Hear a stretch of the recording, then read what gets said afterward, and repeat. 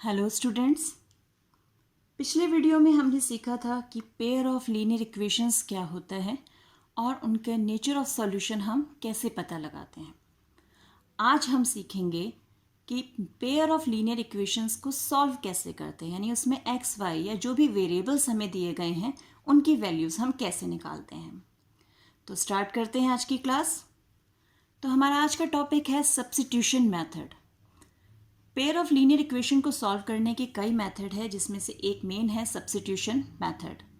Substitution method जैसा इसके नाम से क्लियर हो रहा है कि यहाँ हम एक वेरिएबल की वैल्यू को सब्स्टिट्यूट करते हैं जिससे हम बाकी वैल्यूज़ निकाल सकें। तो ये कैसे करते हैं आइए देखते हैं। फॉर एग्जाम्पल हम एक पेयर ऑफ लीनियर इक्वेशन ले रहे हैं 7x minus 15y is equal to 2 and x plus 2y is equal to 3। अब यहाँ पर ये हमारी इक्वेशन 1 है और ये हमारी इक्वेशन 2 है।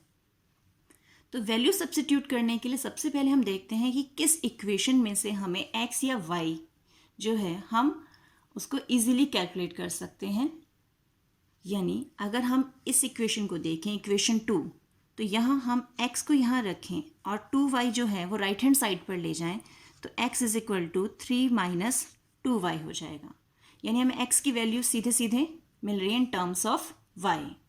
अब हमें क्या करना है, हमें ये जो हमें x की वैल्यू मिली है ये हमें दूसरी इक्वेशन, यानी ये तो हमने सेकंड इक्वेशन से निकाली है, हम इसे इक्वेशन 1 में सब्स्टिट्यूट करेंगे, पुट करेंगे।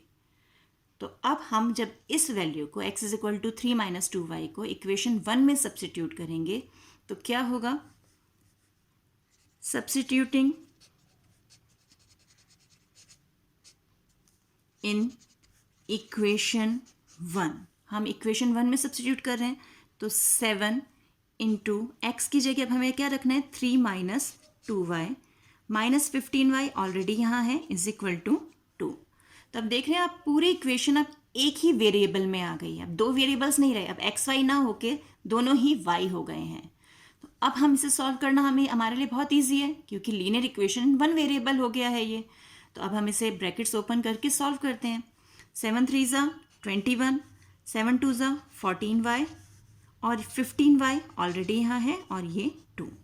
अब y की टर्म्स को हम लेफ्ट हैंड साइड पर रखते हैं और जो हमारे कांस्टेंट नंबर्स हैं उन्हें राइट हैंड साइड पर ले जाएंगे। तो minus 14y minus 15y is equal to 2 minus 21। तो ये हो गया minus 29y is equal to minus 19। Minus minus cancel, तो y की वैल्यू हमें मिल गई 19/29। तो अब जब हमारी इक्वेशन एक वेरिएबल में आ गई थी तो हमें y की वैल्यू तो मिल गई वहाँ से। अब हमें नेक्स्ट क्या चाहिए, हमें x की वैल्यू भी चाहिए। तो अब जब हमें y की वैल्यू मिल गई, अब सिंपली हमें क्या करना है, y की इस वैल्यू को हमारी x वाली इक्वेशन में, यानी x is equal to 3 minus 2y जो वैल्यू हमने सब्स्टिट्यूट की थी उसमें y की वैल्यू को पुट करना है।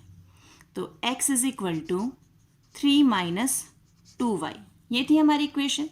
तो x हो जाएगा 3 माइनस 2 इंटू 19/29, यही आया था ना हमारी y की वैल्यू। अब हम LCM लेके इस इक्वेशन को सॉल्व करेंगे। नीचे तो आ गया हमारे पास 29, अब 3 इंटू 29 हमारा कितना हो जाएगा 87 और 19 2 ज़ा 38। तो हमारे पास क्या आंसर आएगा, 87 माइनस 38 इज 49/29।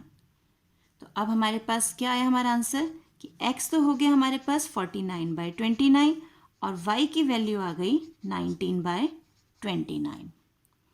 फिर से एक बार आपको बताती हूँ, हमें इक्वेशन जो दी गई थी pair of linear equation, first equation second equation. अब हम दोनों इक्वेशंस को एग्जामिन करते हैं, ऑब्जर्व करते हैं कि इनमें से किस इक्वेशन में से हम x या y को सिंपली सेपरेट कर सकते हैं, इजीली सेपरेट कर सकते हैं। तो यहाँ तो थोड़ा कॉम्प्लिकेटेड था, ये इक्वेशन में से हम x की वैल्यू सीधे सीधे निकाल सकते हैं। तो x इज इक्वल टू 3 और 2y को हम यहाँ ले गए 3 माइनस 2y। अब हमने क्या किया, जब हमें x की वैल्यू मिल गई हमने ये x की वैल्यू दूसरी इक्वेशन में, यानी जो भी जिस इक्वेशन से हमने इसे लिया उसमें नहीं, उसके अलावा जो दूसरी इक्वेशन है उसमें हमने इसे पुट किया। तो हमने इसे इक्वेशन 2 में से निकाला था, हम इसे पुट कर रहे हैं इक्वेशन 1 में।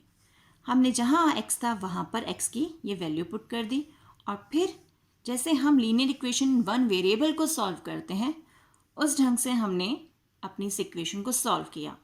तो हमें मिल गया y इज इक्वल टू 19/29। तो जब हमें एक वेरिएबल मिल गया तो हम इस वैल्यू को वापस अपनी x वाली इक्वेशन में पुट करके x की भी वैल्यू निकाल सकते हैं। तो हमारे पास सॉल्यूशन सेट आ गया 49/29 एंड 19/29। आई होप कि आपको ये क्लियर हो गया होगा। तो मिलते हैं एक और वीडियो में एक नए मेथड के साथ। तब तक keep practising and enjoy maths.